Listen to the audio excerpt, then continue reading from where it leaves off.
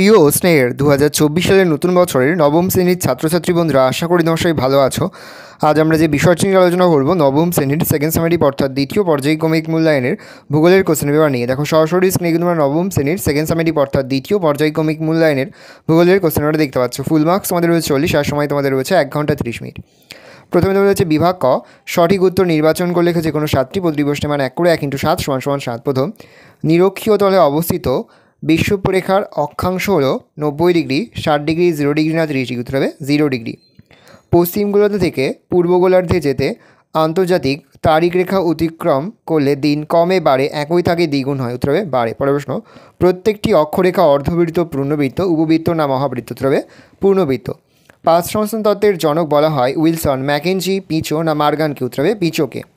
প্রশ্ন, ভারতে অবস্থিত একটি ক্ষয়জাত মালভূমির উদাহরণ হলো দাক্ষিণাত্য মালভূমি, চট্টনাগপুর মালভূমি, তিব্বত মালভূমি, মালব মালভূমি। উত্তর হবে চট্টনাগপুর মালভূমি। শুধুমাত্র যান্ত্রিক আবহবিকার দেখা যায় মেরু, সাভানা, ক্রান্তীয় মৌসুমি না নিরক্ষীয় জলবায়ুতে? উত্তর হবে মেরু জলবায়ুতে। প্রশ্ন, মরু অঞ্চলের পর্বতের পাদদৃশ্য ভূভাগ ক্ষয় পেয়ে তৈরি হয় বাজাদা, ওয়াদি, প্লায়ানা, পেডিমেন্ট? উত্তর হবে পেডিমেন্ট। প্রশ্ন, কোন নদীকে পশ্চিমবঙ্গের দুঃখ বলা হয়? অজয়, দামোদর, ময়ূরাক্ষী না শিলাই? উত্তর হবে দামোদর। প্রশ্ন, তিস্তার উপনদী মেচি, বালাসন, পুনর্ভাবা, রংপো? উত্তর হবে রংপো। পরে হচ্ছে বিভাগ খ, 2 কয় রয়েছে একটি বা দুটি বাক্য উত্তরে যে কোনো 3টি প্রতিটি প্রশ্নের মান 1 করে 1 × 3 = 3। প্রথম, কোন দ্রাঘিমা বরাবর আন্তর্জাতিক তারিখ রেখা বিস্তৃত? উত্তর হবে 180 ডিগ্রি। প্রশ্ন, কোন ধরনের পর্বতে জ্বালামুখ থাকে? উত্তর হবে আগ্নেয় পর্বতে। প্রশ্ন, মৃত্তিকা সৃষ্টির মূল উপাদান কি? উত্তর হবে রেগোলিথ। প্রশ্ন, আমাদের রাজ্য কোন জলবায়ুর অন্তর্গত? উত্তর হবে ক্রান্তীয় মৌসুমি। প্রশ্ন, উত্তরবঙ্গের ল্যাটেরাইট ঢিবি কোথায় দেখা যায়? উত্তর হবে বরেন্দ্রভূমি সমভূমিতে। পরে হচ্ছে ক্ষয় দাগে উপযুক্ত শব্দ বসিয়ে শূন্যস্থান পূরণ করে যে কোনো একটি প্রশ্নের মান 1। প্রথম, মূলমধ্যরেখা ইংল্যান্ডের ড্যাশ শহরের ওপর দিয়ে বিস্তৃত হবে গ্রিনিচ। প্রশ্ন, গ্রস্ত উপত্যকা ড্যাশ পর্বতে নিকটে অবস্থান করে? দেবে স্তূপ। প্রশ্ন, এলোভিয়েশন প্রক্রিয়া কার্যকর হয় ড্যাশ স্তরে? উত্তর হবে এ স্তরে। প্রশ্ন, পশ্চিমবঙ্গে শরৎকালে যে ঝড় আসে তা হলো ড্যাশ বা তা ড্যাশ নামে পরিচিত? হবে আশ্বিনের ঝড়।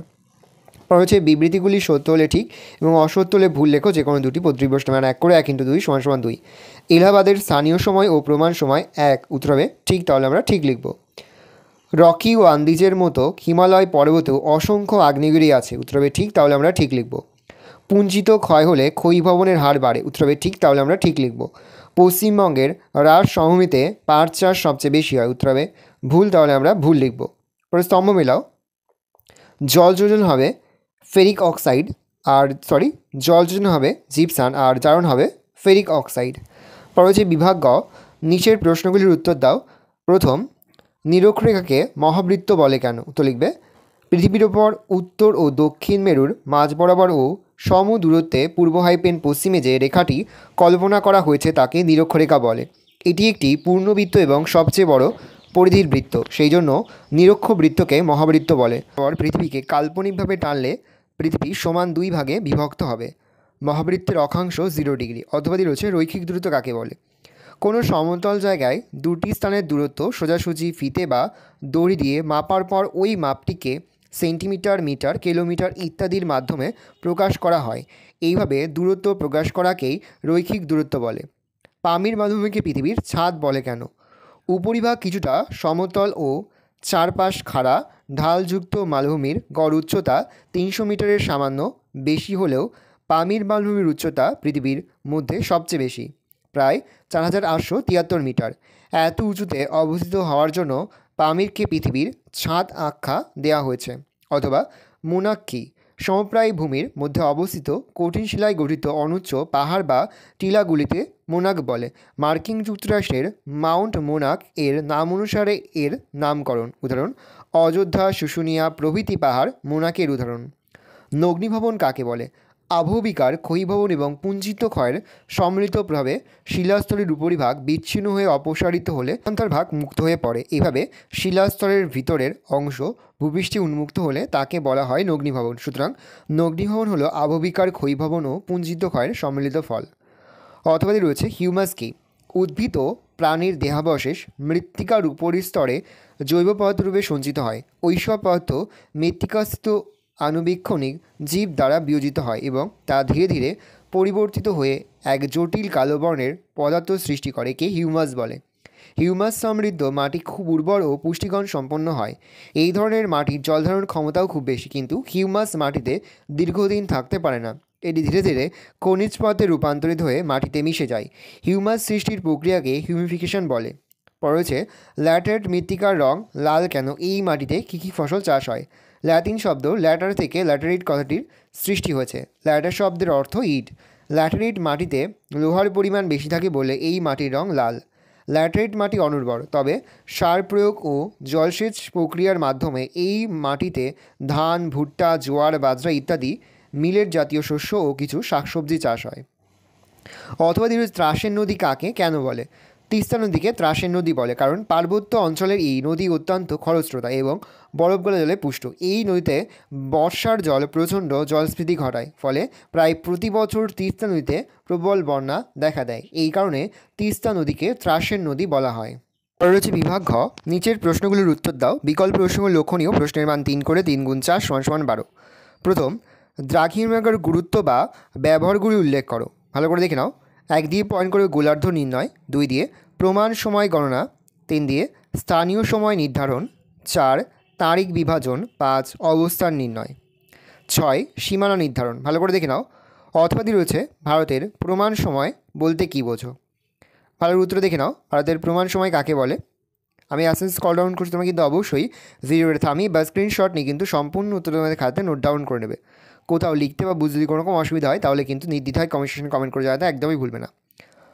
4-2 শ্রীনাগপুর মালভূমিকে ভারতের খনিজ ভাণ্ডার বলা হয় কেন। ভালো করে দেখে নাও উত্তরটা। শ্রীনাগপুর মালভূমিকে ভারতের খনিজ ভাণ্ডার বলা হয় কেন, উত্তর দেখে নাও। আমি আস্তে স্ক্রল ডাউন করছি। অথবা রয়েছে টিকা লেখো গ্রস্ত উপত্যকা। ভালো করে দেখে নাও। গ্রস্ত উপত্যকার টিকা। পরে টিকা লেখো আবহবিকার। ভালো করে দেখে নাও।